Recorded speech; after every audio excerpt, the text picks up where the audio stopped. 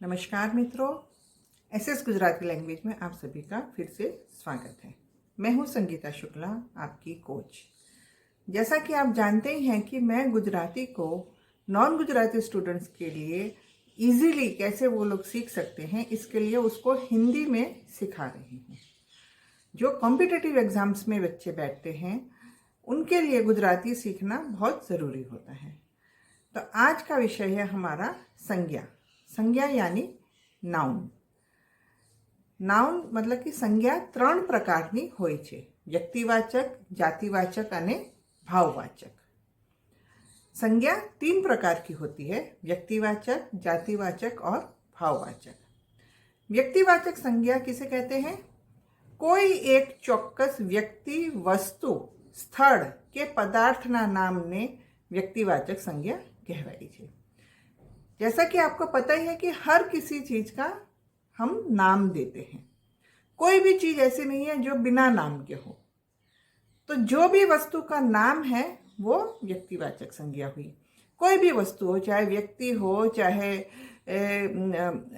जीवित वस्तु हो या निर्जीव वस्तु हो, हम सबने सभी का नाम दिया हुआ है। हम उसको उसी नाम से पहचानते हैं।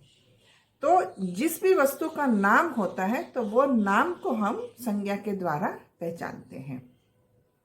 जैसे उदाहरण के तौर पे ले लीजिए कि गंगा भारतनी लांबी नदी छे। अब लांबी मतलब लंबी, तो गंगा भारत की लंबी नदी है। इस वाक्य में गंगा शब्द जो है वो संज्ञा होगा। इसी प्रकार रमेश होशियार छोकरो छे। छोकरो होशियार, होशियार मतलब होशियार और छोकरो मतलब लड़का। तो रमेश होशियार लड़का है। तो इस वाक्य में क्या हुआ संज्ञा? रमेश, क्योंकि हमने लड़के को नाम दिया हुआ है रमेश। इसी प्रकार लाल किल्लो सुंदर छे। अब गुजराती में लाल किला नहीं बोलते। हिंदी में जैसे आप लाल किला बोलते हैं तो गुजराती में इन्हें कहवाय लाल किल्लो। ल आधा और उसको दूसरा ल जोड़ता है, तो लाल किल्लो मतलब रेड फोर्ट। तो रेड फोर्ट सुंदर है। इसी प्रकार लिमड़ो बहु उपयोगी छे। लिमड़ो किसको कहते हैं? लिमड़ो मतलब नीम का पेड़। नीम का पेड़ कढ़ी पत्ता। तो गुजराती में कढ़ी पत्ता या नीम का पत्ती जो पत्ते होते हैं, जिसको हम दाल में भी डालते हैं, सब्जी में भी डालते हैं और स्पेशली उसको कढ़ी में डालते हैं, इसलिए उसको कढ़ी पत्ता के नाम से भी पहचाना जाता है। तो इसलिए उसको कढ़ी पत्ता भी कहते हैं। तो ये था हमारा संज्ञा किसको कहते हैं। तो संज्ञा तीन प्रकार की होती है: व्यक्तिवाचक, जातिवाचक और भाववाचक। तो अभी हमने सीखा कि व्यक्तिवाचक संज्ञा किसे कहते हैं। अब इसके आगे हम चलते हैं कि जातिवाचक संज्ञा किसे कहते हैं। जातिवाचक संज्ञा मतलब जाति जो एक किसी पूरे समूह को जो आइडेंटिफाई करता है। जैसे स्टूडेंट्स हो गए तो एक वो समूह हो गया, बच्चों का समूह। उसमें हम ये नहीं बता रहे कि कितने लड़के हैं या कितनी लड़कियां हैं, एक समूह हो गया। फिर फूल हो गए कि बगीचे में सुंदर फूल हैं, तो फूल क्या है? एक पूरी जाति आ गई। उसमें हम ये नहीं बता रहे कि कमल का फूल है या गुलाब का फूल है। तो जो भी पूरी जाति को जो रिप्रेजेंट करता है उसको हम जातिवाचक संज्ञा कहते हैं। तो इसकी डेफिनेशन है कि जे व्यक्ति के पदार्थना आखा वर्ग के जातिनो बोध करावे तेने जातिवाचक संज्ञा कહેવાય છે। दाखला तरीके विद्यार्थीओ मैदाનમાં रमे छे। वृक्ष उपयोगी छे।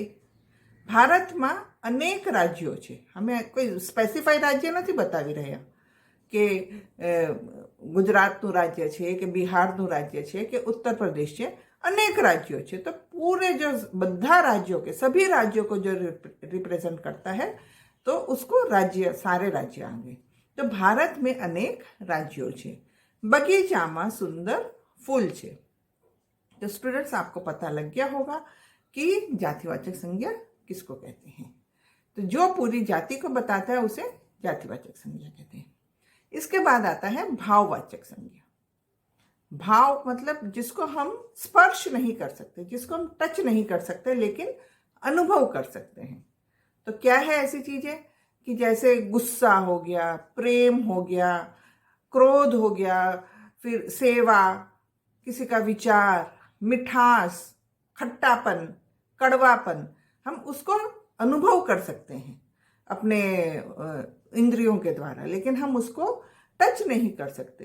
तो इसकी परिभाषा सूची यानी जे जोईने સ્પર્શી ના શકાય, मतलब टच नहीं कर सकते। जे જોઈને સ્પર્શી ના શકાય પણ માત્ર અનુભવી શકાય એવી ક્રિયા કે ગુણને દર્શાવે તેને ભાવવાચક સંજ્ઞા કહેવાય છે। તો એ બધા જે વિચારો છે એ ભાવમાં આવે। તો આજે આપણે શીખ્યું કે સંજ્ઞા કોને કહેવાય છે।